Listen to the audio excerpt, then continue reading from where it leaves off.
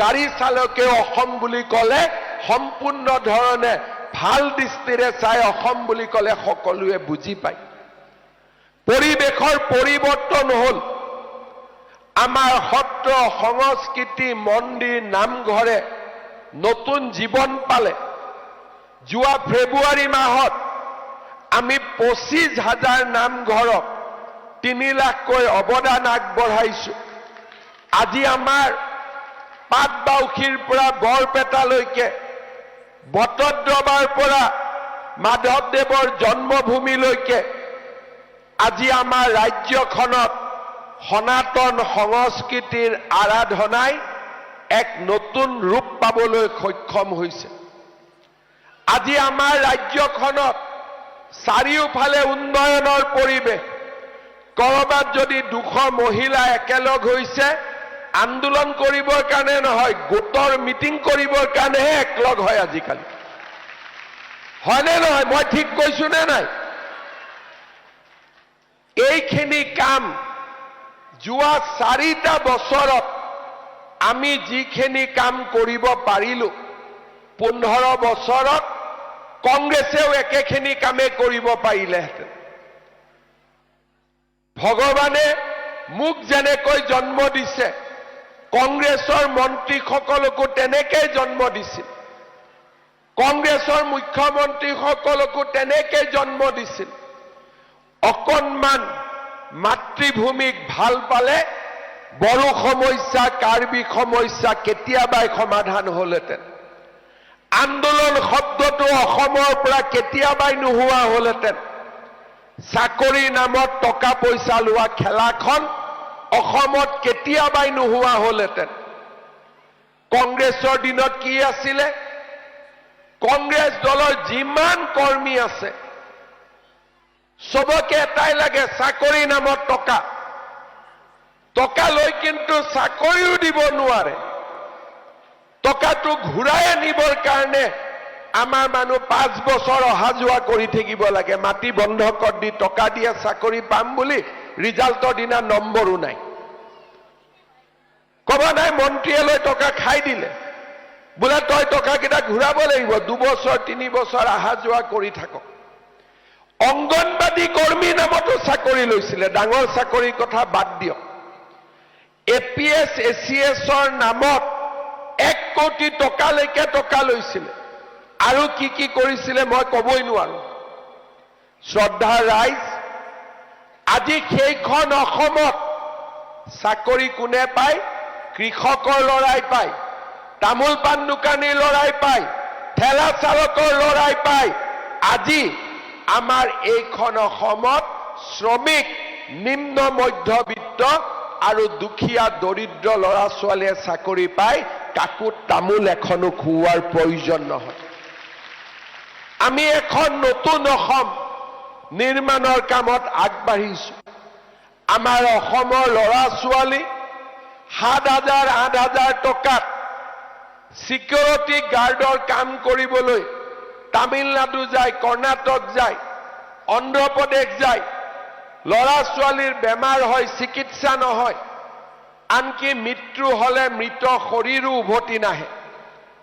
আমি অসমত উদ্যোগ আনিম, উদ্যোগপতিক সহায় কৰিবৰ কাৰণে নহয়, আমি অসমত উদ্যোগ আনিম যাতে অসমৰ বাহিৰত কাম কৰা যুৱক যুৱতীসকলক আমি নিজৰ মাকৰ বুকু চালৈ আকৌ উভতাই লৈ আহিব পাৰো। শ্ৰদ্ধা ৰাইজ, কোভিডৰ সময়ত মই অসমৰ স্বাস্থ্য মন্ত্ৰী আছিলো। ময়ো গম পোৱা নাছিলো 16 লাখ অসমীয়া ল'ৰা ছোৱালীয়ে বাহিৰত কাম কৰে। 1,50,000 টকাৰ কাম নকৰে, 8,000 9,000 টকাৰ কাম কৰে। এইখন অসম আমি পৰিৱৰ্তন কৰিব লাগিব আৰু পৰিৱৰ্তনৰ ৰাস্তাত আমি আগবাঢ়ি যাব লাগিব। কংগ্ৰেছ চৰকাৰে 15 বছৰ আমাক শাসন কৰিছিল। না ৰাস্তা, না স্কুল, না কলেজ। তেওঁলোকে আমাক কি দিছিলে? লুঙি দিছিলে নাই? লুঙি, ধুতি, সূতা, কম্বল আৰু আঁঠুৱা। দুৰ্গা পূজাত পঞ্চমৃত খুৱাই নহয় আমাক, তেনেকে কংগ্ৰেছৰ পঞ্চমৃত আছিলে লুঙি, ধুতি, সূতা, আঁঠুৱা, কম্বল। হয়নে নহয়? ইয়াৰ বাদে একো আঁচনি নাছিল। কংগ্ৰেছৰ মিটিং হয়, মহিলাসকলক ক'ব মিটিঙত যাব লাগে, বোলে কি পাবি, সূতা পাম। মহিলাসকল মিটিঙত গ'ল, মিটিং শেষ হ'ল। সূতা বিলোৱাৰ সময়ত তলত 5,000 মহিলা, ওপৰত 200 বান্দুল সূতা দলিয়াই দিয়ে। যোনে কেছ ধৰে ধৰক, আৰু যোনে পাৰে পাৰক। দুখে বেজাৰে মহিলাই ঘৰত ঘূৰি আহে, লাজতে ক'বও নোৱাৰে সূতা নাপালো বুলি। হয়নে নহয়? মই ঠিক কৈছো নে নাই? ঠিক কৈছো নে নাই? আৰু এবাৰ চিন্তা কৰি কওক। এ আছিলে কংগ্ৰেছ চৰকাৰ। আজি আমাক লুঙিও নালাগে, ধুতিও নালাগে। যদি লুঙি আৰু ধুতি বজাৰৰ পৰা কিনিবও লাগে, অৰুণোদয় টকাৰে আমি কিনি ল'ব পাৰো। লাইন পাতিব যাব নালাগে। 2021ত 16,000 অৰুণোদয় আছিল এটা সমষ্টিত। এইবাৰ আমি 22,000 কৰিলো, আৰু এতিয়া ফৰ্ম ফিল-আপৰ কাম চলি আছে। 40,000 পৰিয়ালে অকল আপোনালোকৰ সমষ্টিতে অৰুণোদয় পাব। গাড়ীত আহোঁ থাকোঁতে মোক ৰঞ্জিত দাই কৈছে যে আৰু 4-5,000 লাগে, তেতিয়া সকলো দুখীয়া মানুহখিনিয়ে পাই যাব। মই কৈছো ঠিক আছে ৰঞ্জিত দা, আৰু 4,000 মই দি দিম, যাতে সকলো মানুহে অৰুণোদয় পাব। ভাল হ'ব নে বেয়া হ'ব?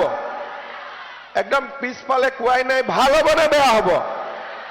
লুঙি ধুতিতকৈ ভাল হ'ব নে বেয়া হ'ব? শ্ৰদ্ধাৰ ৰাইজ, অৰুণোদয় হ'ল। আজি নৰেন্দ্ৰ মোদী ডাঙৰীয়াই আমাক বিনামূলীয়াকৈ চাউল দিয়ে, আৰু বেমাৰ আজাৰ হলে 5 লাখ টকালৈকে বছৰি আমি আয়ুষ্মান ভাৰত, আয়ুষ্মান অসমৰ চিকিৎসা কৰিব পাৰোঁ। কলেজত এডমিশ্যন বিনামূলীয়া হ'ল, কিন্তু যোৱাবাৰলৈকে কলেজত এডমিশ্যন ল'লেও গাঁওবুঢ়াৰ চাৰ্টিফিকেট লাগে, মৌজাদাৰৰ চাৰ্টিফিকেট লাগে, তাতো টকা খৰচ হয়। এইবাৰ আমি সিদ্ধান্ত লৈছো যে কোনো ইনকাম চাৰ্টিফিকেট নালাগে, ৰেচন কাৰ্ডখন দেখুৱাই দিলে কলেজত এডমিশ্যন হৈ যাব।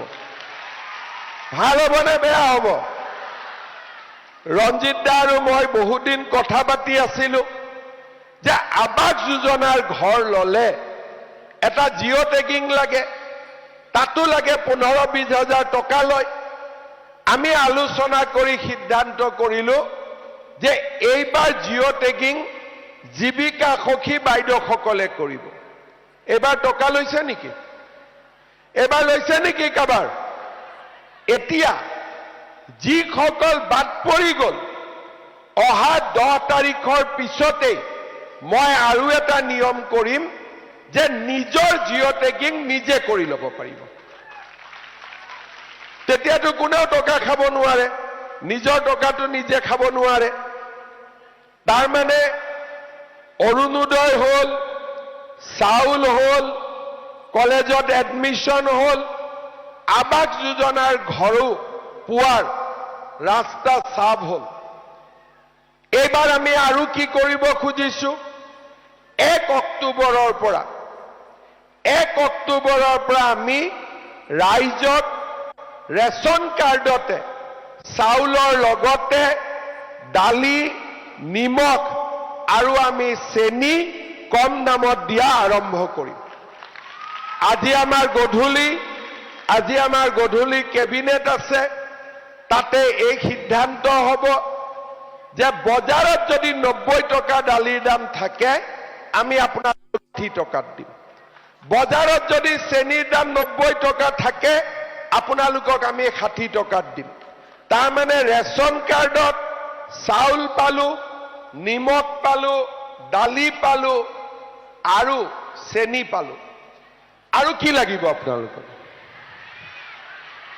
আৰু কি লাগিব মিঠাতেল লাগিব আচ্ছা মই বেলেগ এটা দিম বুলি ভাবিছো এতিয়া সকলো মহিলাই মোক কয় যে গেছৰ সিলিন্ডাৰৰ দাম 950 কিন্তু এজেন্সিয়ে 1000 মান লৈ লয় হয় না 1 অক্টোবৰৰ পৰা মই আপোনালোকক গেছৰ সিলিন্ডাৰ 650 টকাত দি দিম ভাল হ'ব নে বেয়া হ'ব অলপ বেয়া হ'ব নেকি কোনো কোৱাই ভাল হ'ব নে বেয়া হ'ব লুঙিতকৈ ভাল নে বেয়া ধুতিতকৈ ভাল নে বেয়া আৰু যাৰ যাৰ প্ৰধানমন্ত্ৰী উজ্জ্বলা গেছ যোনে লয় তেওঁলোকক এটা গেছ মই 250 টকাত দি দিম হ'ব শ্ৰদ্ধা ৰাইজ আমাৰ নিম্ন মধ্যবিত্ত আৰু দৰিদ্ৰ মানুহে ঘৰ চলোৱাত ক'ত অসুবিধা পায় চাউল লাগে দালি লাগে নিমখ লাগে গেছৰ সিলিন্ডাৰ লাগে নহলে খৰি কাটিব লাগে আজি আপোনালোকে চিন্তা কৰক মই লুঙি ধুতি দিয়া নাই কিন্তু অৰুণোদয়ত 1250 বেমাৰ হলে 5 লাখ কলেজৰ এডমিশন বিনামূলীয়াকৈ চাউল আৰু আপোনালোকৰ ছোৱালী কলেজত পঢ়িলে তাৰ দায়িত্ব নিযুত মইনা মোৰ মূৰৰ ওপৰত আছে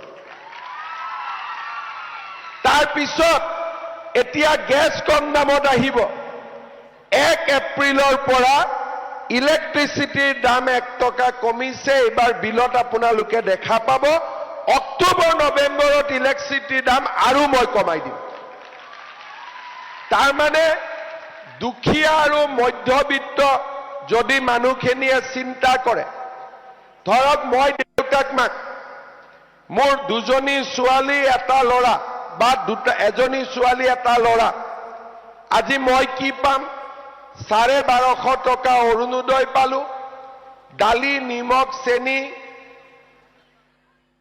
আমি ঘৰলৈ পালো গেছৰ দাম 350 টকা কম হল কলেজত দুইটা ল'ৰাক এডমিশন দিব লাগে সেমিষ্টাৰে প্ৰতি এডমিশন 20,000 টকা কমি গল আৰু ছোৱালীজনীয়ে কলেজত পঢ়িলে 1000ৰ পৰা 2500 টকালৈকে চৰকাৰে দিয়াৰ সিদ্ধান্ত তাৰ মানে যাৰ ঘৰত ল'ৰা ছোৱালী পঢ়িব কলেজত আছে তেওঁলোকে মাহত 2ৰ পৰা 2500 টকা চৰকাৰৰ পৰা পায় আৰু যাৰ ল'ৰা ছোৱালী কলেজত যোৱা নাই তেওঁলোকেও 1800-1900 টকা চৰকাৰৰ পৰা আজি পাই থাকে কংগ্ৰেছেতো একো দিব পৰা নাছিল লগত নীলমণি সেন ডেকাই কৈ দিলে যে 3.5 টকাতে বোলে সব খাই দিব পাৰি মনত আছিল নে নাই শ্ৰদ্ধা ৰাইজ কংগ্ৰেছে